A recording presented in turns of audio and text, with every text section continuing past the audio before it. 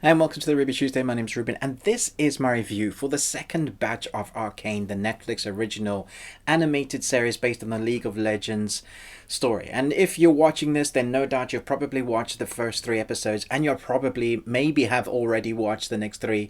But maybe you're here just wondering if it's going to be as good as the first 3. You've got your fingers crossed, and you're like, please let it be as good. I'm happy to report I think it's as good, if not better, because they're building from the first 3 episodes. Nevertheless, we've got some fun things to talk about. Just a little bit of housekeeping. If you're interested in weird animated series like this, we have a full review for Marvel's Hit Monkey on our channel right now. So if you want to go check that out, go for it. Leave us a like and subscribe and comment about whether you've even heard of Hit Monkey. It's a very unique and different concept, one that isn't really that well known, that IP. So I'm kind of encouraging people to go and check that review out so you can see whether it's something that might gel with you. If you liked Arcane, there might be some violence in correspondence there. But anyway, let's jump into the next 3 episodes. So episodes 4, 5, and 6 to actually take place, there's a time gap from the end of episode 3 jumping into episode 4. Our characters have grown up a little bit. The worlds have shifted apart even further down below and up above. Hex technology, that kind of magical arcane technology, is now a thing that is actually kind of working. The top side is now able to do portal thingies, and that makes people being able to trade with people from various parts across the world. Down below, things are just getting worse. They're further separating. Up above and down below is a thing that is been solidified, but in a much worse way. At the same time, Vi and Powder, their lives are very different, especially for Powder.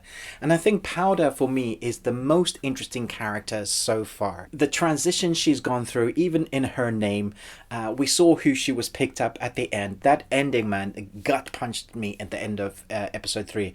I was not expecting it. I was like very happy that they're doing the Stephen King thing, that you're happy to kill your darlings. But at the same time, I was like, no, I don't know if you were like me, but I was holding my breath at that end sequence from episode 3, willing it not to happen. And now we have the repercussions of that. A few years later, things have changed.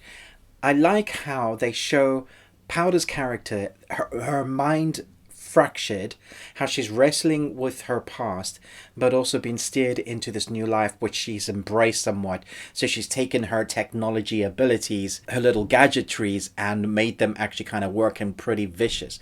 It reminds me a lot of the character from Tiny Tina. That sort of vibrancy, craziness in the mind.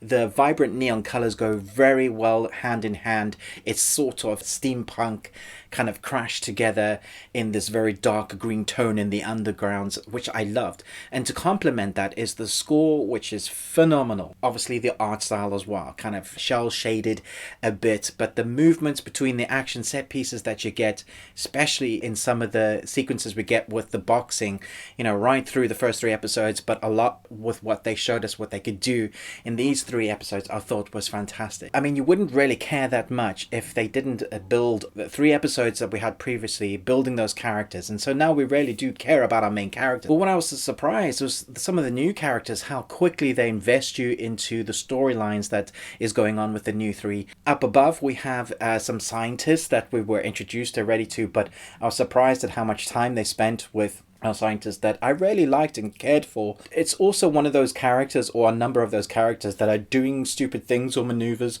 or being manipulated, that you're willing them not to be manipulated. And that kind of goes hand in hand when it comes to outsiders and politicians and people vying for who can control the new power. That has always been a thing in storytelling. So in the mix, you have all of that going on. You're wondering who's actually eventually going to be able to handle or harness magic in its full, to be able to heal, to be able to travel.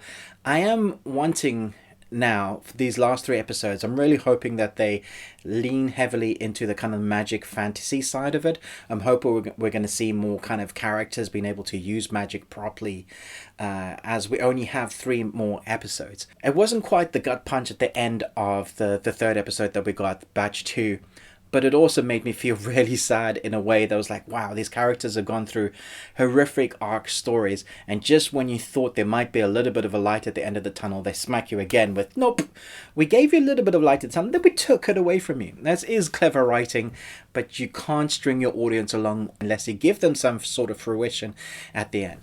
I thought it was a fantastic next batch. The animation again looked fantastic with the sound, the score, the editing.